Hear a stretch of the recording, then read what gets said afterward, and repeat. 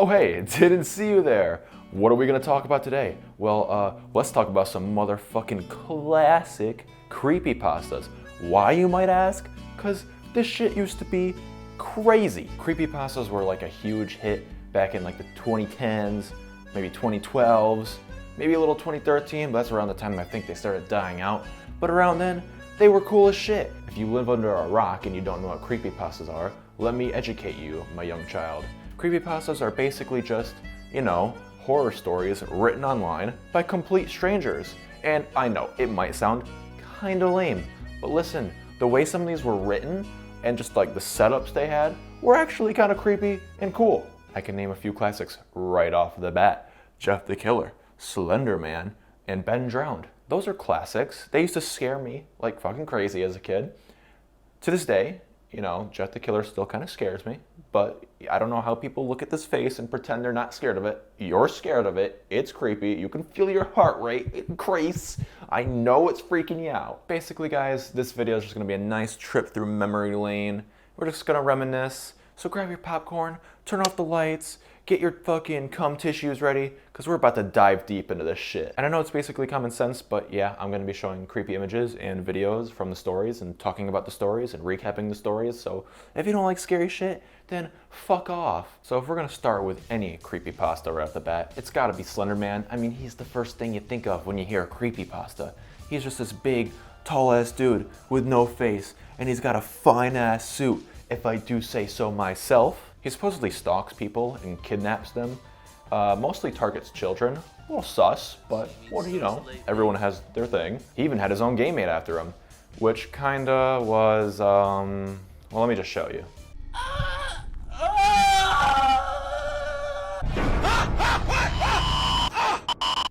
Oh fuck! What the fuck? What the fuck was that? What the fuck did that? Why the fuck? Yeah, so that happened. They made a sequel to the game that no one really gave a shit about. I mean, I played it for 2 minutes and was like, right.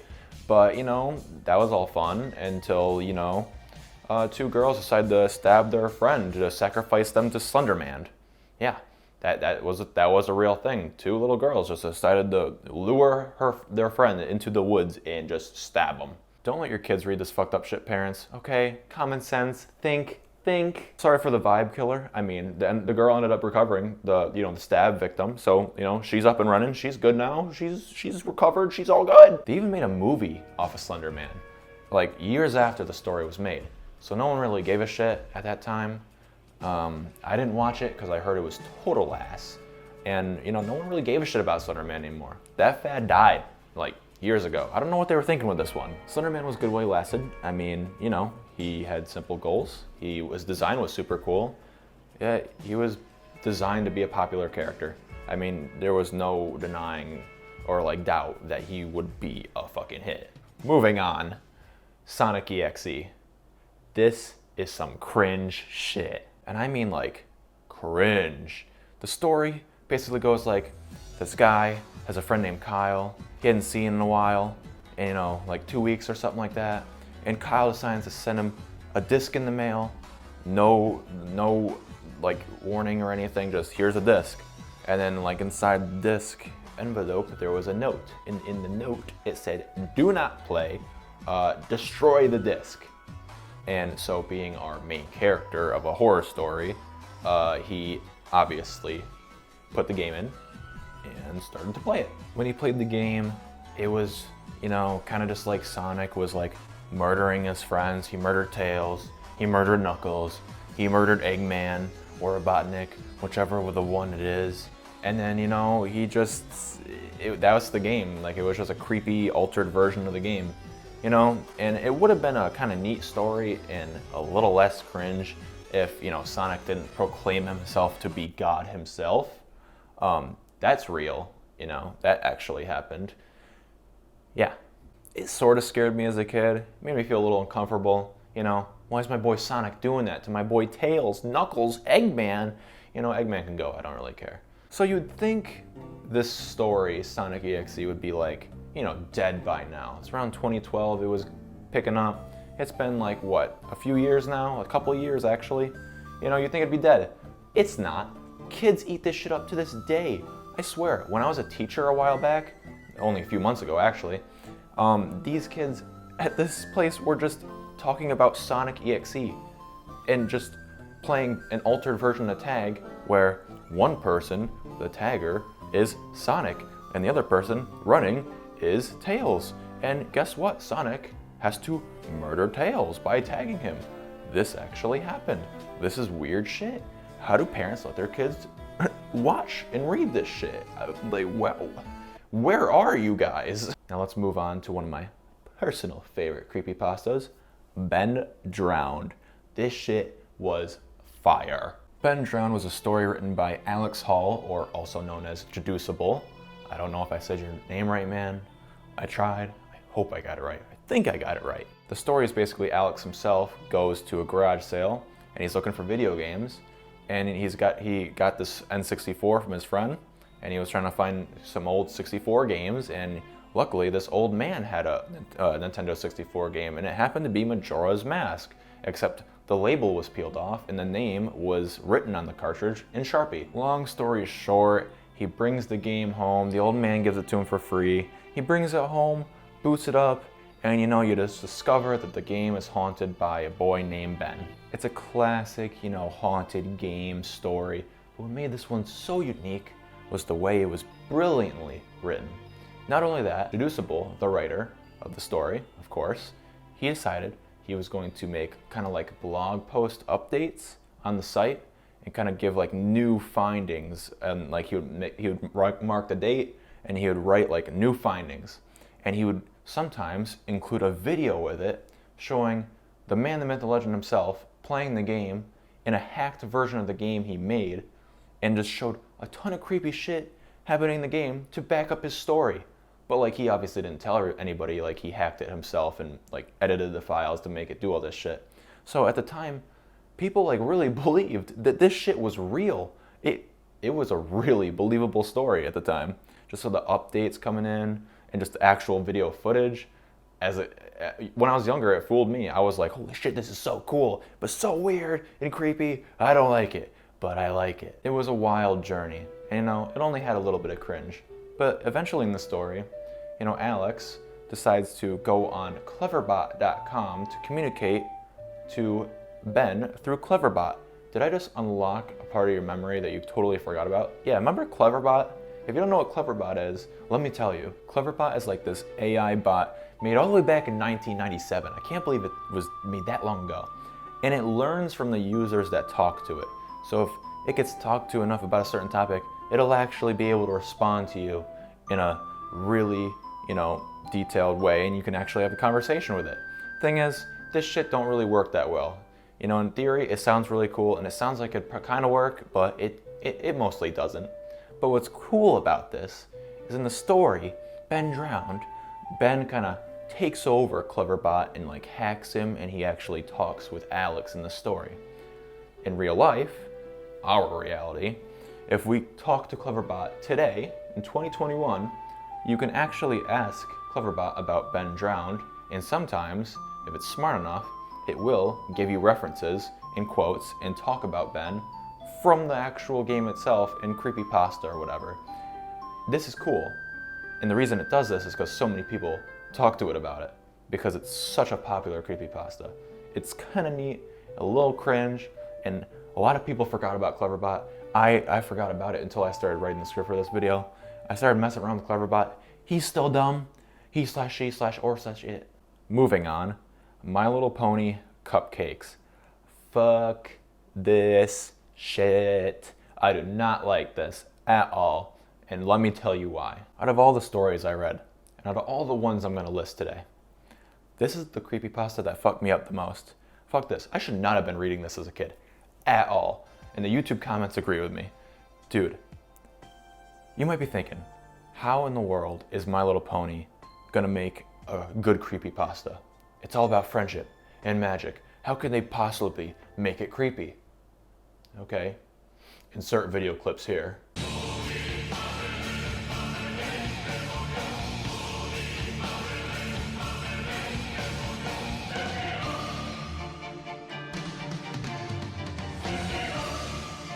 How do people come up with this stuff? I don't know. The creepypasta involves two characters from the show, Pink Cunt and Rainbow Fuck. Pink Cunt eventually asks Rainbow Dash in the story, Rainbow Fuck, to try one of her cupcakes, into which she does, and then goes unconscious shortly after, and eventually wakes up in a cellar, tied down to a table, and basically from there on out, Pink Cunt basically tortures the shit out of her, and it's just torture porn at that point. It's disturbing, and it's not a fun time. Pink Cunt just absolutely tortures the shit out of Rainbow Fuck. It's just wrong, and that's why it's so popular. Such a kid-friendly show, just being shown in the worst possible light, and how dark and brutal you can just make something that's so innocent. That's what was the kicker. That was the kicker, man. That was what made it so cool. But it wasn't cool. I think everybody mutually agreed, hey, this is kind of fucked up, but hey, I can't stop watching. There are a lot of fan videos on YouTube of people animating the story, and I have no idea how YouTube has not cracked down on these videos. I'm not saying that I want them to, or they should, because it's kind of part of history at this point. But these videos are brutal. It's literally just torture. So I don't know how they got away with this one. I mean, eventually they'll find it. Eventually. But for now, it's still up.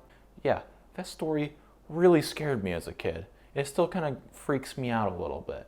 Not to the degree that, Jeff the Killer's image does to me, but, we'll get to that. So yeah, moving on, let's go on to Lavender Town. Yeah, I know, we've all heard of Lavender Town. We're all sick of it at this point. I mean, it's old news, but I still want to talk about it. It's a classic. I'll make it quick. In Pokemon Red and Blue, the originals, you would get to this town eventually in the game called Lavender Town, and it would have this really creepy, eerie music that goes a little something like this.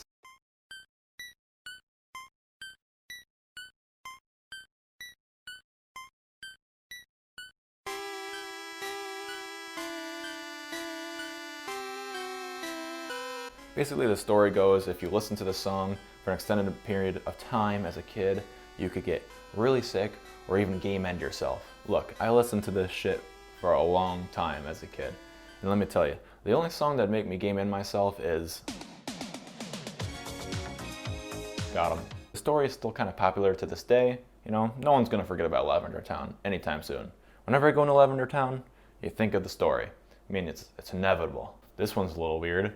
Abandoned by Disney. This one's a little more niche compared to the other ones. It's about this guy who decides to go to this abandoned Disney resort, I think, called Mowgli's Palace. Mowgli, I don't know. He goes inside this palace and he goes snooping around, trying to find some cool shit, some cool leftover props or some shit like that. And one thing leads to another, and there's some paranormal activity going on at this place, okay? It's a horror story. What do we expect? A creepypasta. Eventually, he reaches the costume room, which he thinks is pretty poggers, but when he goes in there, he sees this, giant Mickey Mouse mascot costume just laying on the floor like a fucking corpse. And, he's like, interesting. I'll take a look at that in a bit. And he's looking around, and he's just looking around the costume room, and all of a sudden, he hears something. He turns around, and he sees, lo and behold, Mickey Mouse just standing up. And then he just whispers to the protagonist, hey, wanna see my head come off? And this bitch just rips it off, and there's blood splurting everywhere. Yellow blood, red blood, tons of blood. I don't remember how much blood specifically, but I know there was a lot. My man just bolts out of there and says, never to go there. They didn't want me in there, and they didn't want anything coming out of there. It was actually really well written, for the most part. That build up, it was great. The ending, not really that well executed. Do you want to see my head come off? That's the best you can come up with? But now we gotta talk about this creepy ass motherfucker, and I don't want to, but we gotta. Talking about my man's Jeff. Jeff the Killer. Oh, how I hate you. See, the original story was horribly written, but it goes a little something like this. Jeff was just a normal, dude. He was doing his thing, and all of a sudden some classic old school bullies that you'd probably see out of It just come and fuck him up and light him on fire. I know, pretty drastic. So, being lit on fire would obviously fuck up your skin and face, so, he gets rushed to the hospital, Eventually the doc's like, all right, let's take these bandages off. He rips them off, and lo and behold, the fire made his skin ghost paley white and gave him big red dick-sucking lips. I don't know how fire does all this, but it did. See, my man's Jeff, he really liked how he looked when the reveal was shown that his face was completely fucked. He liked it so much, in fact, that he couldn't stop smiling. So what he did was, when he went home, is he took a knife and carved a smile into, like, just basically onto his face, so he wouldn't have to give any effort into smiling. So he's always smiling forever. And on top of that, he like burned his eyelids off so he could always see his face and never close them, never close his eyes. So, you know, he's a pretty cool guy. I mean, I wish I loved my face that much. Enough to just like carve a smile into my face because I'm so happy and burn my eyelids off so I can always see myself. I wish I thought I looked that good. Damn! This is one of the cases where the picture is way more popular than the story. See, nobody really knows about the story. No one really gives a shit. It's the picture that's scary. And I don't care who you are. I don't care who you are. No. This picture right here is scary, okay? I don't care. You can try and pretend that he looks silly or funny or that it just makes you laugh. I've seen people go, oh, he looks funny to me. How does that look funny to you? That's terrifying. Especially I think it's the eyes. The eyes do it for me. I don't know, it's weird. And like how, ew. You know what's messed up? People simp for this man. Fangirls online, they like make fan art, fan fictions of them just like, you know, fucking Jeff. Or like, you know, dating Jeff. You know what would happen if Jeff saw you? He'd murder your ass, okay? He wouldn't be fucking nobody. All right, guys, come on. You cannot forget about Squidward's suicide. Remember Squidward? Yeah, he's dead now. This one's kind of freaky too. It's kind of more like a Jeff the Killer situation where the image is way more popular than the actual story. The story is still a little popular, and you know, the video as well, but it's more of the picture. Let me tell you, rereading these creepypastas for this video, this made me realize how really cringy they used to be and how much like edginess was put into these stories. People really went all out with the edginess and like disturbing shit that they put in their stories. They put like really fucked up shit in their story to make it a really fucked up story so it'd get more attention. But like, just because you put something really crazy and wild like that in your story doesn't make it a good story. End of rant. Okay, so in the story, I'm gonna name the protagonist Tony because the protagonist didn't have a name in the story, so now it's Tony, okay? And Tony worked at Nickelodeon Studios. Pretty cool. His coworkers sometimes, you know, like to fuck around with the beginning title slides of the SpongeBob episodes. So it would be like sometimes like SpongeBob fucks Sandy, and you know they would just fuck around before the episode actually went live. You know, like that wasn't gonna get aired. It's just fun shits and giggles. But then one day they go in the editing room, and you know, the title card pops up, and it's like, oh, Squidward's suicide. And everyone's like, ha, that was a little weird, but you know, fucking Jeff's always so crazy with these names. However, the episode starts playing, and eventually things get kind of creepy, as you would expect. You know, some of the residents of Bikini Bottom have like really weird, big, realistic eyes. You know, Squidward, that's how you say his name, decides to start, you know, leaking and crying hyper realistic blood. A lot of blood and hyper-realistic images seem to be a key part of creepypastas. I don't know why they always did that. But the video goes on, the episode, and you know, eventually some really disturbing images of dead people start flashing in one frame, and they go back and look at it and they're like, oh my god, what is that? Eventually it gets more spooky, more distortion, more static, and Squidward just game-ends himself with a shotgun. End of story. Sounds kind of neat, but this story's lame. It was written kind of lame. You know, it tries way too hard to be edgy. The picture's what made the creepypasta itself way more popular. I mean, look at him. I mean, he's sitting there. What's really crazy about this creepypasta is that the creators of SpongeBob decided to, in one of the episodes, the more recent ones, throw a reference of Squidward, Suicide Squidward, in an actual real-life aired episode. And it was really cool that they acknowledged that. But then, you know, Big Daddy Nickelodeon decided to take it out, probably force them to take it out because we don't want any references or to be associated with that at all. Which I kind of get, it makes sense, but you gotta ruin our fun, Nickelodeon. You always gotta ruin it, don't you? Smile Dog. Smile Dog is weird. He's an oddball. It's another one of those creepypastas where, you know, the image is way more popular than the actual story. The story is just meh, it's basic. It's basically this dude, I'll name him fucking, I don't know, Danny. Danny decides he wants to interview this woman that has apparently been getting haunted for some reason by seeing this image called, you guessed it, Smile Dog or whatever. And, you know, he goes to see her, and when he tries to go to see her, she locked herself in like the couple's bedroom, so he can't actually interview her and ask her what the fuck's going on. The husband apologizes. He's like, hey man, sorry my wife's kind of a cunt. Guess we're gonna cancel this. And fucking, you know, fucking Danny's like, okay, shit, I guess I'll go fuck myself, and he leaves. About a year later, like the woman decides to email Danny and goes, hey, sorry about my fucking freak out like a year ago. It's just that Smile Dog haunts me in my sleep, and he was telling me to share the image with you. And she was like, I was almost gonna show the picture to you, but I decided not to, and I couldn't live with myself. That's why I locked myself in the room, so I wouldn't do it. Don't listen to anybody, and don't ever look at the picture of Smile Dog. You've been warned. And then Danny's like, interesting. A couple months later, Danny gets this random email. It's like, hey man, check out this crazy picture of Smile Dog.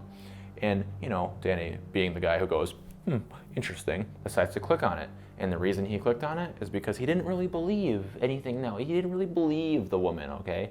He didn't believe the crying woman that much. He was like, I don't know if it's really real or not.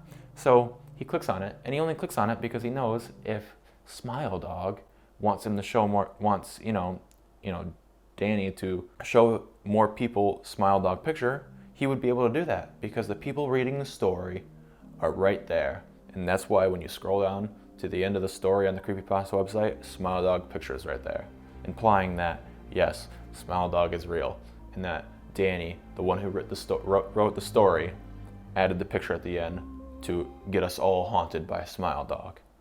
Ooh. That story is actually kind of long for how forgettable it is. I mean, I think it was kind of neat. Maybe I actually just took the ending completely the wrong way by the picture or whatever, but I think I was pretty right and spot on about it. He added the picture so we would all get haunted because he was an idiot and got haunted himself. And, you know, it's a weird case where it's obviously more popular, the image is more popular, but it's kind of weird because, like, compared to Jeff the Killer, if I had to choose Jeff the Killer and Smile Dog, this fucker's way more creepy. Way more creepy. Who the fuck's this guy? Jeff is pure malice. Smile Dog just looks like a dog that was just taken in the wrong lighting. Like, he just looks like a normal dog. Although, I don't know what this hand is doing. That's kind of creepy. I don't like that hand. The Russian Sleep Experiment. This one's a very long read, so I'm not going to bore you too much with it, but I'll give you a quick recap. The gist of this story is that there's some Russian researchers, and, you know, they have 5, you know, candidates. Not really candidates, they were kind of forced into doing this. And they decided to keep these 5 people in a locked room, and they keep them awake for 15 days using this, what is it, experimental gas-based stimulant. You know, they all had cots, they had water, they had food, they had toilets, sink, basic necessities. Things were going fine for the first 5 days, you know, pretty normal. And then things just started to take a turn for the worst. I mean, if you stay up long enough, you're gonna go a little nuts, okay? I mean, I don't even think it's possible, even with a gas stimulant, to survive that long without sleep. After those 5 days, just a lot of wacko shit happens. Some unreal, disturbing, kind of interesting stuff happens. It's a good read. It's a decent read. I mean, it's like one of those just experiment stories on human beings. It gets pretty unrealistic near the end, kind of demonic in a way. It's still kind of a neat concept, but it kind of takes something that's, when you take something that's kind of like realistic, you know, and then just kind of add a little demonic and paranormal shit at the end, or like just some wacky shit that would never happen in real life, you're kind of like, you kind of ruined it, A lot of people seem to think that this is one of the best creepypastas ever made. I personally don't see why it's held to such a high degree. I mean, it's good. It's not great. It's okay. It's its job. It's a human experiment story. I mean, come on. What more can you do with it? I mean, You're experimenting on humans, man. I mean, cool. Whatever, guys. Moving on. This next one I debated whether or not I actually want to, write up and actually talk about. But it was kind of creepy. I gotta say, I wanted to talk about it. Just real quick. Suicide Mouse. You guys remember this shit? That shit was kind of creepy. There's no really sense in telling the original Creepypasta story here because the video that someone put together, that fan-made video or whatever, kind of just tells the whole story in video form. So there's no sense in doing that. But we see our man Mickey Mouse just walking down the street. I mean, he's kind of looking a little sad. He probably just like, I don't know, willingly let himself get cucked, let Minnie fuck Goofy, and then he just regretted it and he has to live with that now. A few minutes in, the screen goes black and then the screen stays black for a couple minutes and then it comes back and then there's like some distortions. Things get a little creepier. Mickey starts smiling wider and there's this really, really disturbing woman screaming in the background. And it would be a lot more terrifying if it was real, and I don't want screams like that to ever be real. But I think this scream is just taken from a YouTube video, which was taken from a game. Don't know myself, but that scream I've heard a lot in games, in like YouTube videos. It's not real, guys. It's okay. Mickey just has like this really creepy demonic face at this point, and he starts picking up the pace, starts running faster. He just trips over his shoelaces, and then he fucking dies. Video over. The concept of it being like a lost episode of Mickey Mouse and never being aired or released is kind of neat, but totally unrealistic. This shit would never be made, ever. But if you watch the fan video all the way through, start to finish, no skipping around, it is kind of creepy. It's just like, near the end, I'm just like, when he starts running, I'm like, ew, dude, get the fuck away from me. This is the last one I want to tackle, okay? And you probably, some of you are just like, shaking in their seat. Is he gonna talk about it? Is he gonna talk about it? Yes, I am. Herobrine. Herobrine's story, creepypasta, whatever, super simple. It's just, here he is, and he's just stalking you from a distance while the player plays the game. He looks very similar to Steve, the default skin the player has, except Herobrine has pure white as cum eyes, and that's his only difference. Thing is, he's not actually in the game. Herobrine isn't real. But there are so many, like, oh, I spotted Herobrine in Minecraft videos and, fake sightings and pictures and videos all over the internet. All over. I think still to this day there probably is. Herobrine is such a popular part of Minecraft, really just a good staple in the game. And even the devs themselves, sometimes in update logs, they say they removed Herobrine to go do a little haha. Herobrine is the shit. He's pretty cool. He's a little cringe. The story's a little cringe, but it's still neat. I couldn't imagine Minecraft without Herobrine. I want to point out that in Captain Sparkle's music videos for Minecraft, he put Herobrine in one of his music videos, and it was the coolest fight scene I've ever fucking seen ever. The music too, it's a bop. Like, it's still a bop to this day. There's some honorable mentions I want to shout out that, are still good, but they're pretty simple stories, and I didn't really feel like it was necessary to go into super detail about him. Tails Doll is a character from Sonic Racing. I don't know if that's the actual name of it. It's some stupid Sonic game. Like all Sonic games, they're kind of cringe and stupid. But this one's especially stupid. But it has Tails Dolls in it, and apparently Tails Doll will come out of your TV and kill you. Wow, spooky. Jane the Killer. Jane the Killer was basically just, this woman who killed people that were going to get killed by Jeff the Killer, so she killed them before Jeff could, because Jeff would have killed them way more fucking brutally. So she kind of mercy kills them. Kind of a neat concept, but oh my god, totally forgettable. Lame. The Rake is a strange humanoid creature, and he will get on all fours and chase after you. Kinky. Eyeless Jack has no eyes and will steal your kidneys while you're asleep. Very specific, but alright. And that's about it, gamers. I think that's all of them for the most part. Most of the big boys anyway. I think I got all the big boys. I mean, I might have missed one of your personal favorites, but if I didn't mention them, they weren't important. You're out of here.